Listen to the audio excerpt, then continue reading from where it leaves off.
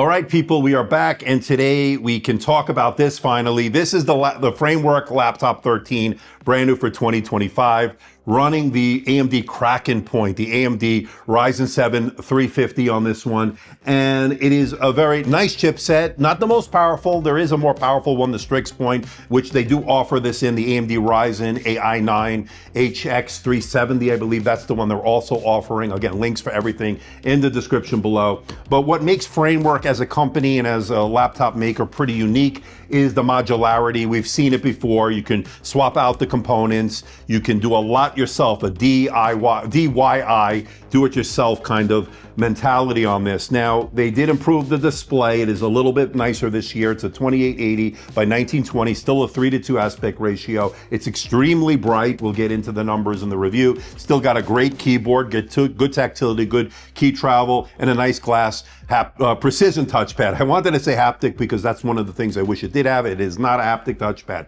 Now, Framework sent this one in. This is the DIY edition here. So what does that mean? You got to provide your own operating system. You can do Windows, Linux, and I'm going to do both. I'll do Linux in a separate video, and I did Windows on this initial video, but we'll have a separate one on the Linux.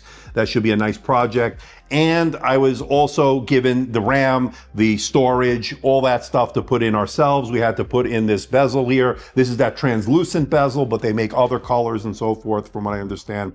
Again, modularity is the name of the game. I had to put in this input cover myself. Again, instructions were flawless, well laid out. There was barcodes for pretty much everything. I'll show you as we begin the video in that portion of this review. And it's been pretty excellent. Overall, we're going to get into the performance, the display, the battery life, which is so-so. I wish it was a little bit better. That's the one thing I think we could improve on here. Not terrible, but we'll get into the numbers in this review. Hey everybody, it's Andrew, and this is the Framework Laptop 13, brand new for 2025. Coming up. Okay, so we see here that the box, it comes with, by the way, they also sent an input cover case, or input cover kit, I should say, that we'll take a look at a little bit later. But this is what you get in the box here, the Framework bezel. So let's put that to the side for now. And then we get the power adapter here, as you can see there. Okay, there it is. We'll figure all that out. Let's put that to the side. We get some of the ports that we're going to be showing off here today. We'll take a look at them. And then we could take this off of here. And then we have, looks like the unit itself here in this little package here. And this, of course, has all the barcodes you might need for Windows installation, for the start guide, Windows installation, Linux installation right there. Like the way they do all that, very organized with those barcodes. This is going to be your toolkit, with the screwdriver and all that stuff. And then this, let's see what this kind of, could be paperwork here. So let's get this out of there. Yeah, so it looks like the paperwork of, you get some Framework stickers and so forth. So for people that are into that, unlike Apple, they give you some stickers here, which is kind of great. And again, barcodes everywhere, right? So for more information, all that stuff. And some, looks like some warranty information, all that stuff is here. Let's bring this over here. So we have to use the barcode here. So let me use the barcode. And okay, now if I do that, boom, and it gives me the start guide right there. So getting started, all the things you need to do. So let's get right to it. Okay, so let's take a look at what's in this screwdriver kit. But besides the screwdriver, which we're going to need, which you can see right there, we get some memory here, Western Digital Black, a 1 terabyte 2280 SSD. So that's really good. We'll put that over there. And here's our crucial RAM, DDR5. We got 16 gigabytes, 8 and 8. So that is always great. We could upgrade that ourselves if we want more. And that is in there. And then, of course, let's take a look at the power adapter real quick. Boom. So we get your USB-C cable. And I love the fact that you have it on an angle on this one for those corners. So that's great. And then you have your power cord in addition to the USB-C cable. And then a pretty compact adapter here. And there it is. probably, what, 65 watts. We'll have to take a look at that. But that is there, USB Type-C. So now let's get started here. So this is the start guide over here. So we have to replace the protective cover. So let's get this out of here. So this is the unit itself. Okay, and let's take it out of the packing here. Okay, there it is. There's the unit. Okay, and so basically what we get here is there's no bezel. We'll put the bezel. Here's the plastic protective cover. We're supposed to take that off. And here we have the unit itself. And obviously we're going to install the stuff. Everything is barcoded, like I said. Screen goes back 180 degrees for those wondering. There it goes. And then you can go back up there. Okay, but let's follow the instructions here. So the first order of business here, make sure you're using DDR5. There are 5 black Mylar sheets covering the memory slots. These are to be gently bent up to insert your memory modules. So this is where the memory is going to go, right here. So this is where memory goes there, and this side over there. Okay, so we have crucial memory here.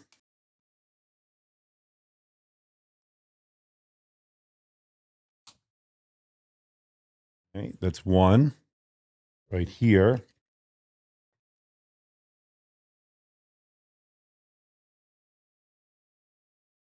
This one goes in like this. So the memory is installed right there. Okay, installing the SSD. So that's next here. So that's our Western Digital Black. Okay, we're going to need to screw it in.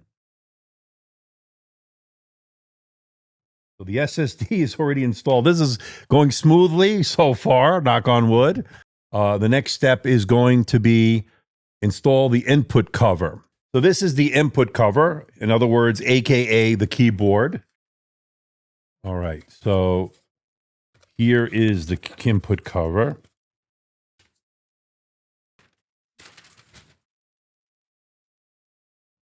Okay, so there is the input cover. There's the ribbon cable. Gently place the input cover, keyboard side, down on the bottom cover as indicated on the image. The cover should be about 1 inch away from the bottom of the motherboard. Okay.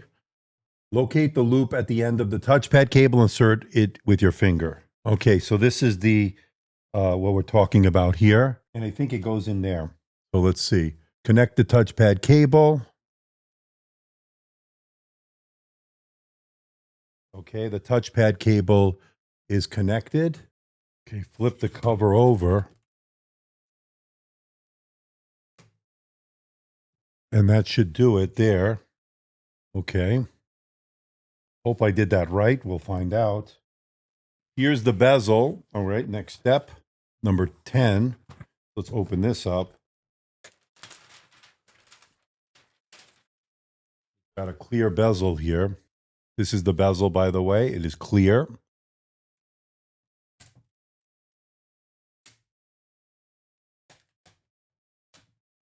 Okay, the bezel goes on like that. Then he just snaps into place. Yeah, so there it is, translucent bezel. Okay, screw the fasteners back in place. Close the framework laptop and place it upside down to reveal the fasteners on the bottom cover. Okay. Okay, see, these are not screwed in. They're captive screws.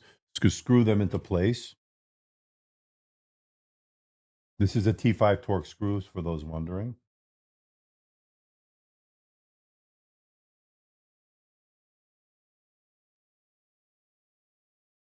Okay, so those are screwed in. There's one over here. So far, it's looking pretty good. Now, it says insert the expansion cards of your choice with the keyboard face up. All right, so we have some expansion cards here, USB-A, micro SD, USB Type-C, USB-C expansion card. Looks like it might be one of those translucent deals. And then another USB Type-C is what they gave us. So that is the lineup we have here. So we have 1, 2, 3, 4, 5 different ones.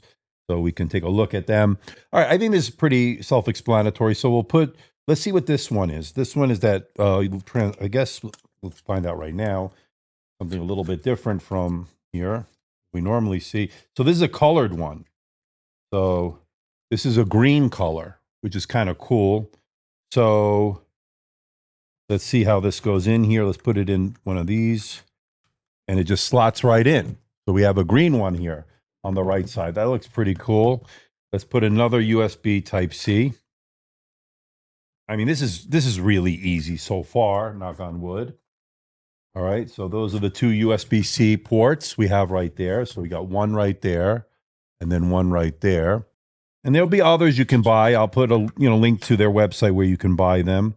Let's put the USB-A on the left side. Okay, so you can see on the right side rather. You can see this is the right side so far. One green one and one regular one there. And then I'll do micro SD card reader, or I can do another USB-C to give us three. Let's do the micro SD for now. I could always change that out later. So this way we have a variety of ports. And this one is the micro SD card reader, as you can see there. So that one goes in here. So on the left side here, you get USB Type-C, you get micro SD card reader for storage expansion, and then on this side, you have a green USB-C port and a USB-A port over there. Now, there is one more here I have here, but I also have from the other one, other ports from last year's model that we could probably take a look at. All right, so all the ports are installed. Now we got to install the operating system, but this is what it looks like so far. And you can get a look right here. This is on the back of the unit. And then this is the front of the unit. Okay, so we have some more work to do. We got to get it installed as far as an operating system. And there it is. We couldn't detect an operating system. Scan the code for guides to press any. All right, but let's set it up and we'll be right back. So this is last year's model, and I'm going to switch maybe the HDMI out there. So that might be one to use. This is the framework from last year, the framework 13, but I have USB-A and I have a storage expansion out. I may use that one also. So again, interchangeable. That's the beauty of all of these. Now I'm going to need this one to download the Windows image, or the installation guide is what they're saying. So I'll need a separate computer, and that's what I'm going to use on this one right now. We'll be back in a little bit. All right, let's get a measurement of the weight with just the unit alone. I do have 4 modules in, for those wondering. 1.353 kilograms, and that is 2 pounds, 15.7 ounces. Now, the 60-watt GAN charger with the power cord and the USB-C cable, you're looking at 3 pounds, 10 ounces on the dot, and that is, of course, 1,643 grams, or 1.643 kilograms for a total travel weight. Not too bad. Now, speaking of the charger, this is a 60-watt GAN charger, and it's pretty compact. And again, USB Type-C for those wondering. Now, in order to release these modules, you press the button, and these just pull right out. Very simple and a very straightforward type of scenario there. So a really nice job there in terms of the modularity. Now, when it comes to the audio, this has stereo speakers, and I would say they're good. I wouldn't say they're great, but they're certainly adequate for listening to music, watching movies. But of course, let me know what you think in the comment section below. Now let's give it a listen.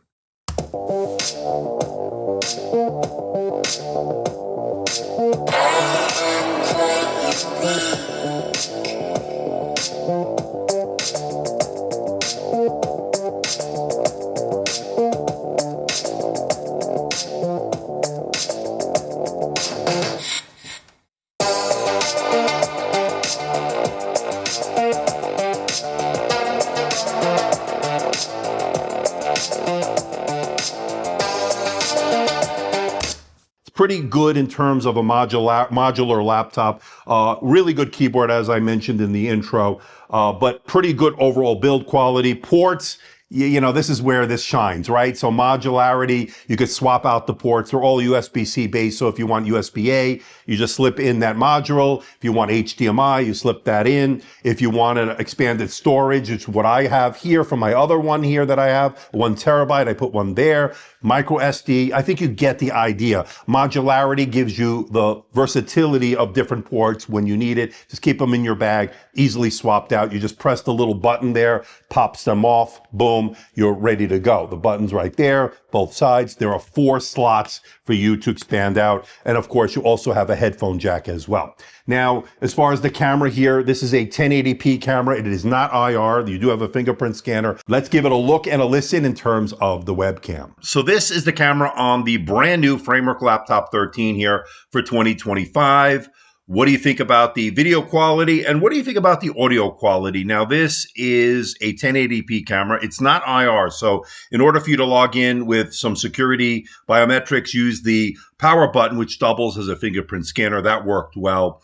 But there is no IR on this camera, so no face recognition, which would have been great, but not a necessity necessarily. But again, let me know what you think about the video quality and what do you think about the audio quality. Let me know in the comments section below. Now, one thing to note, there is a shutter switch that allows you to turn off the camera for more security and privacy. Now, in addition to having a shutter switch for the camera, for more privacy, there's also a physical shutter switch for the microphones. Now, as far as the keyboard, good tactility, good key travel, overall good feedback, very comfortable for typing out documents, emails, and the like. You get a I want to say this, I don't know why I want a haptic so bad on this, but it is a glass precision touchpad, works well. It is responsive for scrolling, doing all your gestures. One thing, again, like I said, I would like to see a haptic on there maybe next time. Again, because it's all modular, they may not have been able to put that in. They also want to keep the cost reasonable on this, and we'll get into that later. The lid is pretty well. Everything's all metal here. You get your logo there in terms of framework, translucent bezel. Let's talk about this display. This display is a 13-inch display with a resolution of 2880 by 1920. It is a 3:2 aspect ratio. It's a little different in terms of the resolution than last year. It is a very bright display. In fact, I got nearly 600 nits in terms of the brightness, so that's been very good. And I also saw excellent coverage of the color gamut. Very good for IPS. It's not OLED or mini LED, but it's very good in terms of the black levels, the white points, the contrast. The coverage of the color gamut is good, and the color accuracy is there. So definitely a very nice display. You'll notice a little bit of screen wobble, and the screen goes back 180 degrees, which I do appreciate. But again, I wish this was a little bit less screen wobble. I think it was also an issue on last year's model, but not too bad overall. A really bright display. And I love the fact that it's not glossy. It is a matte finish on it, so you don't get a lot of glare and reflection. That is excellent, especially if you want to do productivity. Let's talk performance here. And again, we're looking at the Kraken point from AMD, the AMD Ryzen AI 7 350, and this, of course, pretty good. It's got the Radeon 860M graphics. We've seen the 880M and the 890M. We're now seeing the 860M, which is okay. I think the graphics are going to be decent, certainly for what you're going to do with this. Not quite as good as Intel's Lunar Lake with the ARC graphics or the Radeon 880M or 890M in terms of the numbers. We look at the 3D Mark, stuff like that. You could do video editing on this. It's fine. But there are better choices out there for that kind of stuff. But for everyday tasks, Microsoft Office, email, web browsing, everything worked very well. You could even game on this if you lower some of the settings. You can definitely get some playable frame rates. When it comes to the thermals on this, definitely is good in terms of the fan noise. Doesn't get loud, doesn't get overly hot. A couple hot spots there, here and there, but nothing to be too concerned about. And the fan noise was not too bad, as I mentioned. And I didn't notice much, if at all, thermal throttling when I ran the stress test. So overall, pretty good in terms of the thermals. Now, one area where I was a little disappointed, I shouldn't say disappointed, I was hoping for more on this, was battery life. It has a 61 watt hour battery, and it's not the biggest battery in the world, not the smallest one we've seen either, but I saw about 10 or 11 hours in mixed use in terms of the modern office test. I saw 11 hours or so in the video playback, and you're looking at maybe 1.5 hours maximum load in terms of, say, gaming or something like that. So really not the best battery life when you compare to Lunar Lake and some other Snapdragon X Elite and stuff like that, X Plus processors we've seen, or the Snapdragon standard processor we saw as well. So I think this could have been better in terms of battery life. Not terrible, don't get me wrong, but definitely not as good as some of the others in the category. But again, that is what you get. Now they do supply you with a 60-watt GAN charger in the box that does charge pretty quickly, so that's good. It's USB Type-C, so that has been pretty good. So taking the package on the road, it wasn't too heavy, and it's pretty portable in terms of taking this on the go. So overall, what do I think about the Framework Laptop 13 here for 2025? I think Framework did an excellent job here, improving on some areas in terms of the display, and the overall build is still very good, although there's a little bit of flex in the chassis. And again, a lot of it's modular, so that has to do with its easy serviceability. They had to make some compromises, but nice keyboard, nice touchpad, overall metal build, a little too much screen bubble for my liking. I'd like to see a little bit more battery life. That is one area where I think this could improve. The fact that this is an excellent Linux machine, Windows machine, gives it all the versatility that one may need. Coders are going to love this laptop, especially the keyboard and the layout. Again, there was a lot of thought that went into this. An excellent job here. As far as pricing is concerned, links for everything in the description below. Not too terrible, although they did pause some pre-orders or something to that effect during the tariff issues here, but then it's back on. I don't know where we are right now, but I'll leave links for everything in the description below. Hopefully that's all straightened out. Prices and all that are there. Again, everything's a little expensive right now, but I think they're trying to keep it reasonable. They're a small company. They're not huge like Dell, Lenovo, HP, all that. So just keep that in mind, but they're really punching above their weight class. They're doing an excellent job, and I'm really loving the Framework Laptop 13 here for 2025.